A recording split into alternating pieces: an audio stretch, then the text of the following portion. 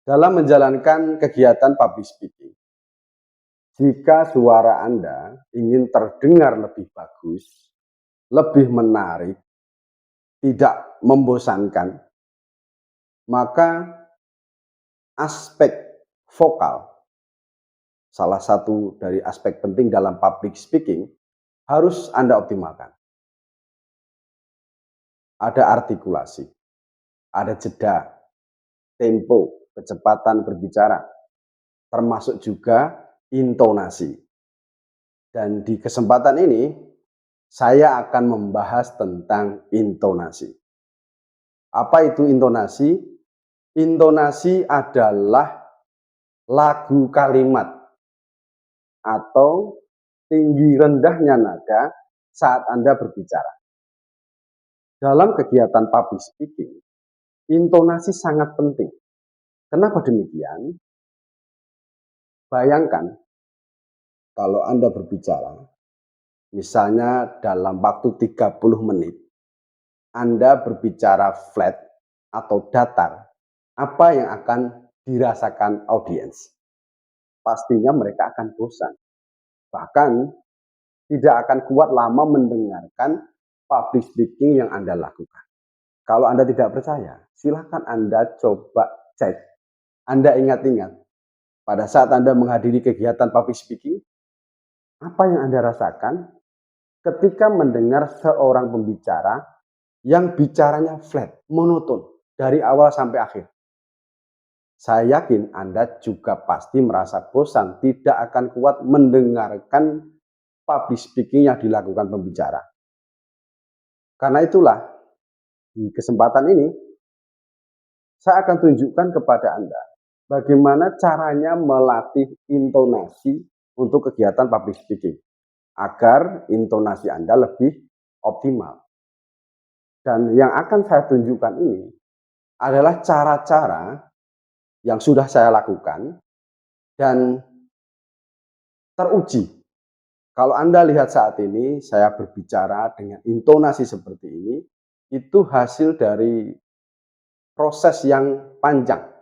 Karena saya memulai latihan public speaking, belajar public speaking itu sejak 2008. Sampai sekarang sudah lebih dari 12 tahun. Lebih dari 12 tahun saya belajar public speaking. Jadi cara-cara yang akan saya tunjukkan teruji. Untuk cara yang pertama, saya akan tunjukkan cara yang pertama.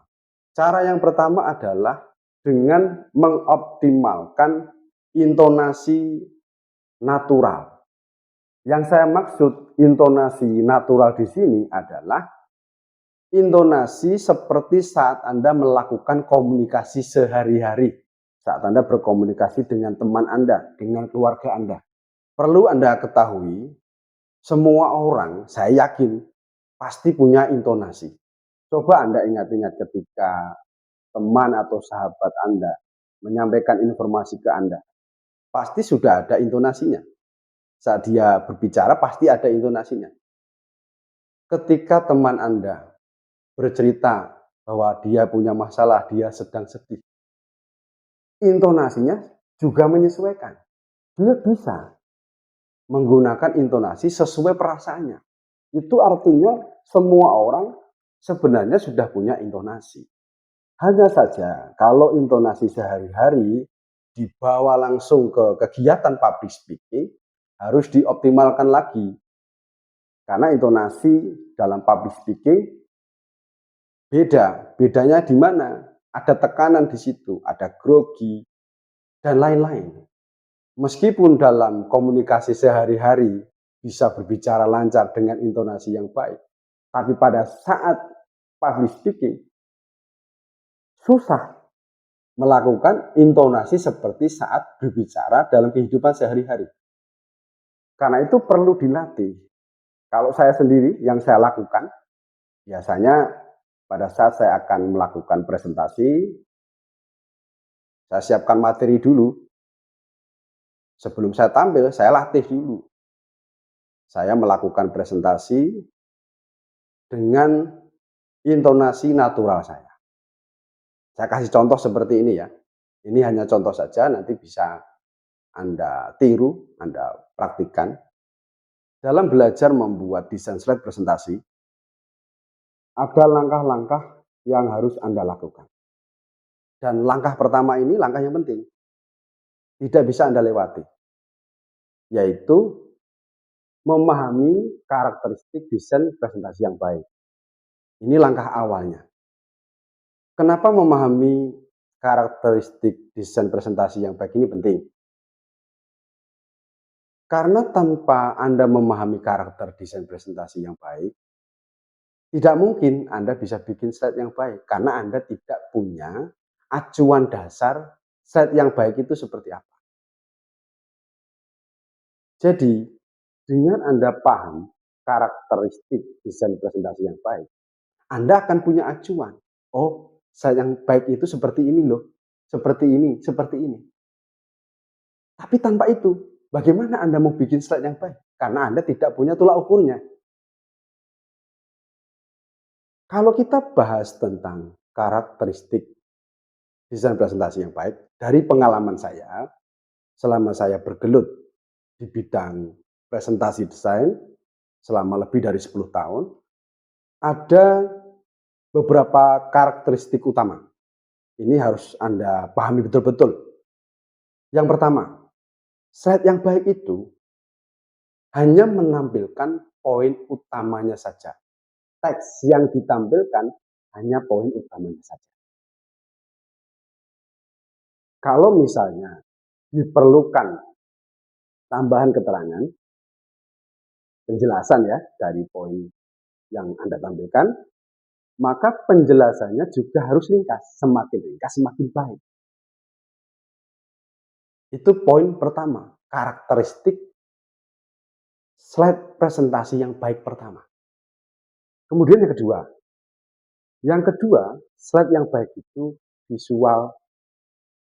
Perlu Anda pahami, fungsi slide itu salah satunya adalah untuk memvisualisasikan pesan. Agar pesan yang Anda sampaikan lebih mudah dipahami oleh audiens. Jadi idealnya slide yang baik harus visual. Visual itu bisa menggunakan foto. Anda bisa ambil foto dengan kamera Anda sendiri. Anda bisa juga ambil foto dengan menggunakan jasa profesional, menggunakan fotografer boleh. Anda juga bisa menggunakan foto yang Anda download dari situs penyedia foto gratis, ada banyak bisa Anda manfaatkan. Kemudian selain foto bisa juga menggunakan gambar ilustrasi, bisa menggunakan icon, bisa menggunakan video. Tapi apapun itu, visual yang Anda gunakan, pastikan relevan dengan kontennya dan pastikan berkualitas. Itu adalah contoh ya, cara saya melatih public speaking saya. Dan kalau Anda lihat video saya tadi, contoh saya tadi, itu cara saya berkomunikasi sehari-hari. Ya seperti itu, cara komunikasi saya dengan teman saya, dengan keluarga saya. Silakan nanti Anda praktekkan, silakan nanti Anda coba.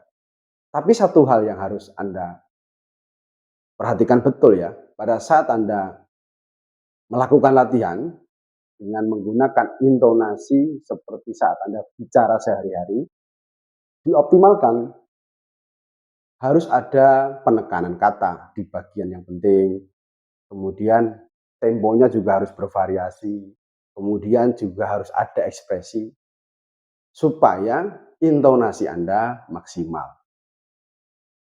Selanjutnya, saya akan tunjukkan cara yang kedua untuk melatih intonasi.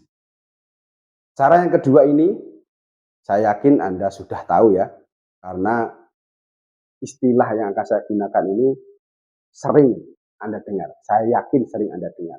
Yaitu dengan menggunakan cara ATM, amati, tiru, modifikasi. Cara ini efektif. Saya sudah membuktikannya. Jadi Saya belajar public speaking itu sejak tahun 2008. Keseriusan ingin belajar public speaking itu sejak tahun 2008. Saat itu saya masih kuliah. Kenapa saya tertarik belajar public speaking? Ada banyak aspek, banyak faktor. Tapi salah satunya karena saya terinspirasi oleh dosen saya. Beliau namanya Dr. Murtono. Beliau dosen saya, dosen yang saya idolakan. Kenapa saya sangat mengidolakan beliau? Karena saat beliau mengajar, cara mengajarnya beda. Public speaking-nya bagus. Karena saking tertariknya saya dengan beliau, khususnya cara berbicaranya, sehingga saya terinspirasi. Saya amati beliau terus. Jadi kalau beliau ngajar, saya dengarkan baik-baik. Karena saya sangat ingin menjadi guru yang inspiratif seperti beliau, makanya banyak aspek dalam diri dosen saya tersebut saya tiru. Yang paling utama itu adalah cara beliau public speaking. Saya tiru bagaimana gaya bicaranya, bahasa tubuhnya, cara dia menekankan kata-kata, ekspresinya, termasuk intonasinya.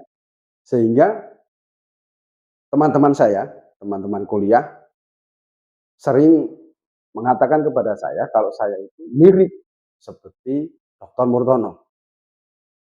Tapi saya sadar, karena saya kan belajar public speaking, saya tidak bisa meniru sama persis. Jadi saya amati, saya tiru, saya modifikasi.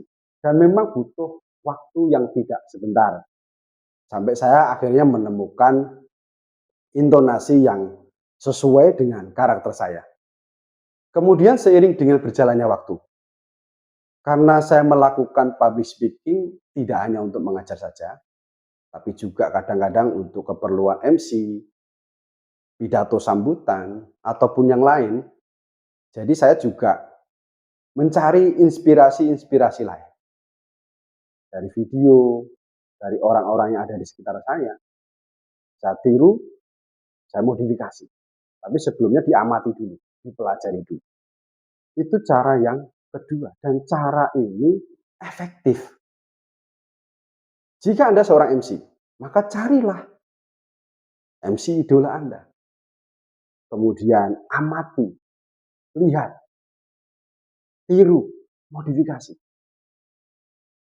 Dan Anda tidak perlu mencari yang jauh-jauh. Tidak harus pembicara yang populer, yang sudah masuk televisi nasional. Tidak harus. Anda bisa lihat yang ada di sekitar Anda. Bisa guru Anda, bisa tetangga Anda, bisa teman Anda. Yang Anda lihat mereka itu punya kemampuan berbicara yang baik. Itu cara kedua yang bisa Anda lakukan. Silakan lakukan itu. Saya yakin kemampuan Anda dalam public speaking, khususnya dalam hal intonasi, akan semakin membaik. Kemudian cara yang ketiga. Cara yang ketiga yaitu dengan bermain peran. Yang saya maksud bermain peran di sini adalah kita memainkan karakter seseorang. Kalau saya pribadi, dulu yang saya pelajari, karena basic saya kan mengajar. Saya seorang pendidik. Yang sering saya pelajari itu intonasinya karakter ibu-ibu. Kemudian karakter bapak-bapak, karakter anak-anak kecil, remaja. Karena saya pendidik, saya ngajar di sekolah. Dan saya perlu melakukan latihan itu, memainkan peran sebagai seorang ibu-ibu, bapak-bapak, atau anak-anak.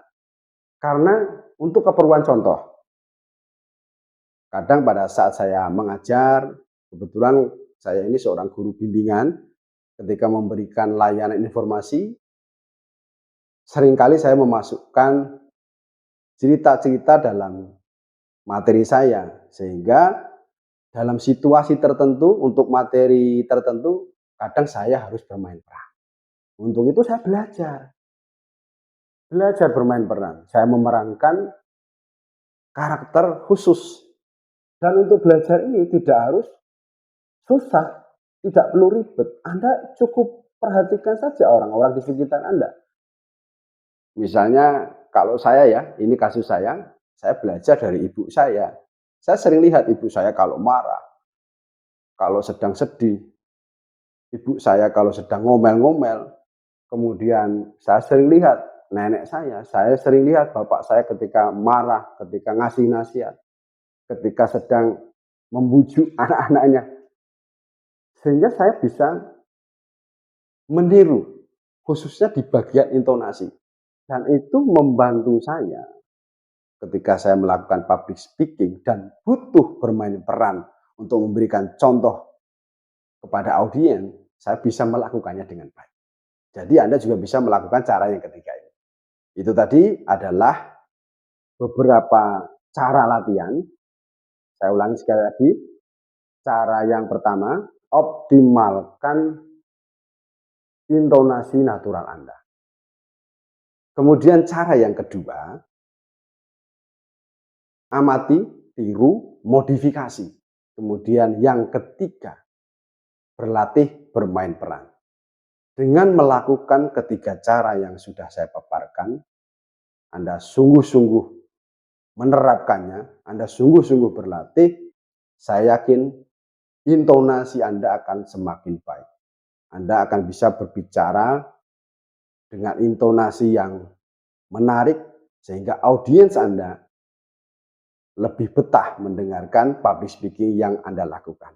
Dan juga dengan intonasi yang baik, setiap pesan yang Anda sampaikan juga akan menjadi lebih jelas untuk audiens Anda.